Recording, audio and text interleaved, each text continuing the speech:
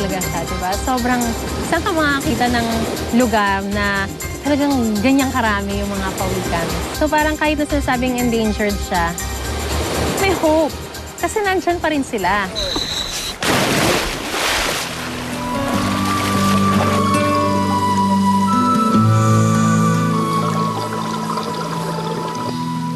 For the first time, nakakita ko ng hawksbill. Kasi yung nakaraang araw, ang lagi ko nakikita yung mga green sea turtle eh. Tapos ginagaya-gaya ko siya pag gumaganon siya. Gumaganon din ako, parang titinginan kami. Na-appreciate namin ang isa't isa. Akala ko, yun na ang pinaka-nakakatuwang pagkakataon na makikita ko ang mga pawikan. Pero may sorpresa pa palang naghihintay. Ilang araw na ako sa Apo Island. At sa ika-4 na gabi ko sa isla, isang di pang karaniwang eksena ang nasaksihan ko.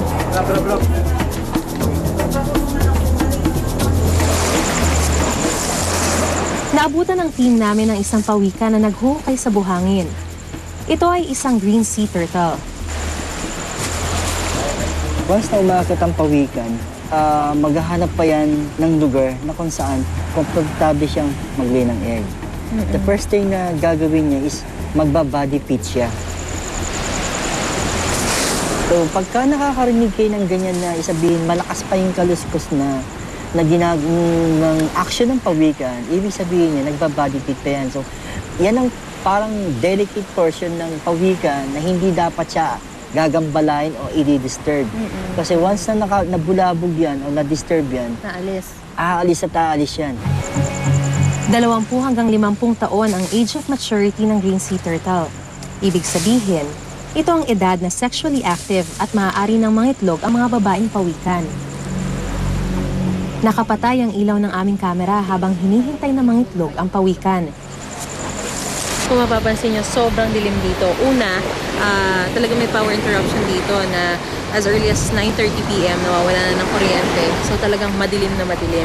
Ngayon, kailangan natin gumamit ng headlamp, pero red light lang siya para hindi namin mabubulabog yung pawikan.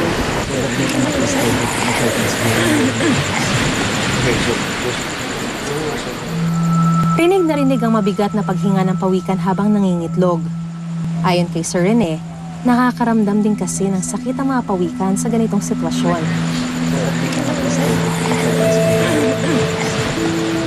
At meron din tayong sound na naririnig na medyo mahina pero parang gas-gas na sound na parang nag-breathe out.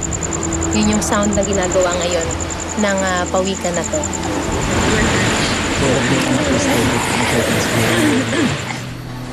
30 taon ng miyembro ng Pawikan Conservation Project si Sir Rene, isang proyekto ng Department of Environment and Natural Resources na nag-aaral at nagpoprotekta ng mga pawikan sa bansa.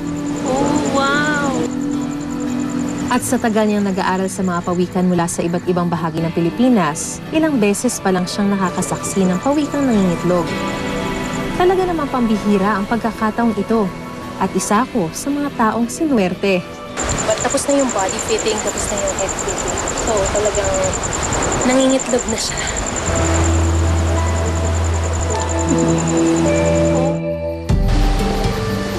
Ayon kay Sir Rene, ang edad ng pawikan ay tinatayang nasa humigit kumulang 50 taon na.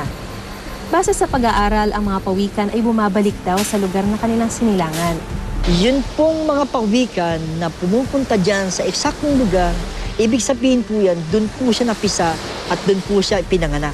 Na-encounter natin, definitely dun din siya ipinanganak at dun siya isinilang. Kaya dun siya bumalik, yung time na talagang dapat mag-lay na siya ng egg. Mukhang tapos na nga siyang mangitlog dahil sa point na to ay binabalik niya na yung buhangin.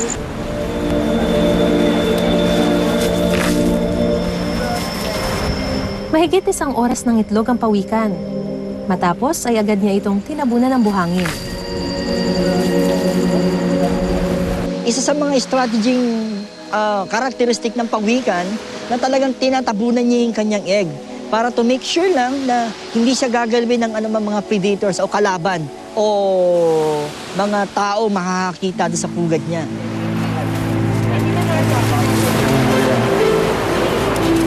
Agad ring bumalik ang pawikan sa dagat matapos mangitlog. Bye! Ingat, ingat! Take care!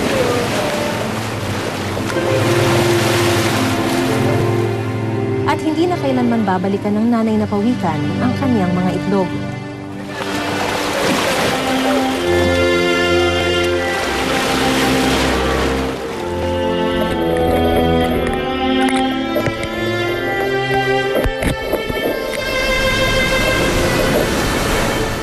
So, balikan natin yung area kung saan nangitlog yung pawikan.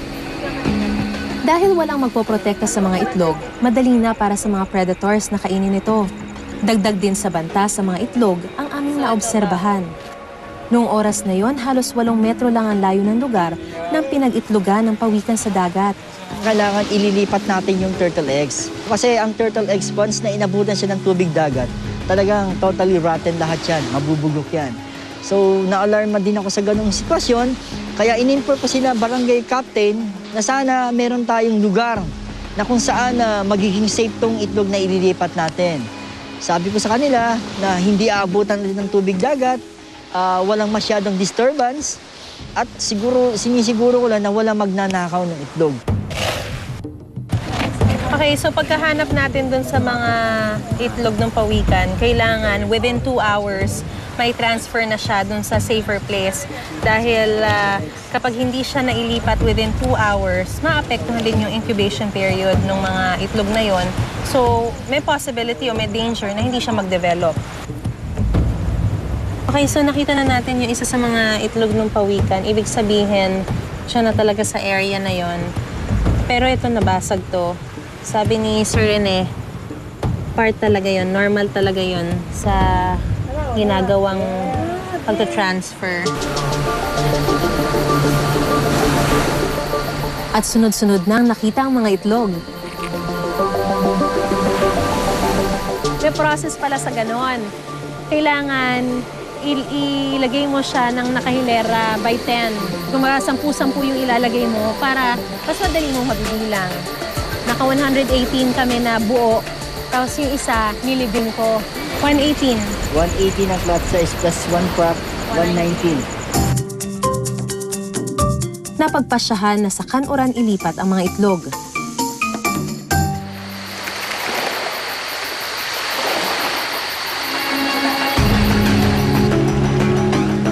Habang papunta kami sa kanuran, isang grupo na ang nauna doon para maghukay ng bagong pagbabauna ng mga itlog. Nakita ko talaga yung concern ng bawat isa sa kanila para malagay sa mas ligtas na lugar. 10 oras na ng gabi yun, pero lahat sila buhay na buhay, gising na gising. Lahat sila tumutulong para talagang malagay sa ligtas na lugar yung mga itlog ng pawikan. Ibaba mo na. Pagdating namin sa lugar, mas pinalaliman pa ni Sir Rene ang hukay. Kailangan daw kasing magkapareho ang lalim ng hukay na ginawa ng pawikan sa bagong paglilipatan ng mga itlog. Parang yung sinasabi sa libro na everything in the universe conspired. Ang swerte lang talaga na talagang nagtugma-tugma lang lahat. Nandun tayo para gumawa ng documentation para mas maprotektahan yung mga pawikan. Nandun yung expert si Sir Rene na yung mismong araw na yung pawikan mangingitlog na, nandun yung expert. Parang ang running joke nga sa atin, parang talagang yung pawikan dapat manganganak na pero hindi niya tinuloy. Hinintay niya si expert na dumating.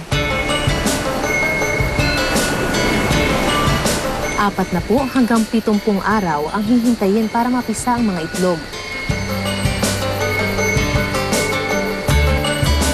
Kahit papano, meron tayo mga 70%, 80% na mga hats.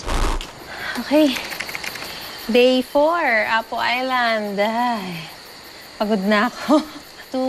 2:26 a.m. Ibig sabihin, ngayon pa lang ako nakapag-video diaries for supposedly for Wednesday, pero Thursday na ngayon. Ngayon lang natapos ang araw namin.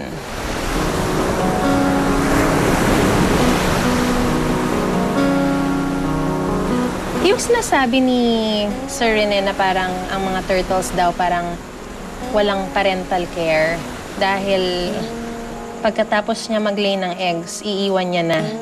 Pero parang kanina sa na-witness ko, yung feeling ko lang ha para sa akin, nandun pa rin yung parental care eh. Kasi hindi iniwan nung nanay na pawikan yung mga anak niya hanggat hindi niya nase-secure ng husto yung lugar. So, ang tagal-tagal niyang naghuhukay, kahit na pwede na lang niyang iniwan, tagal-tagal niyang naghuhukay para yung sand talagang matabunan ng husto. Maganda yung yung unity ng mga tao rito. Kung magpapatuloy lang yung ganong klase ng tulungan, I'm sure mas mapaparami pa yung mga pawikans dito sa Apo Island.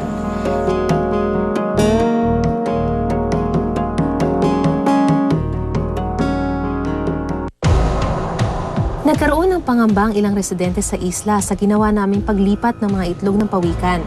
Baka raw hindi mapisa ang mga ito. Hindi kami pabor sa ginawa na inilipat yung itlog. Masisira yung mga itlog. Ipisa sana yun doon. Eh, ito mapisa kasi dinilipat nila eh.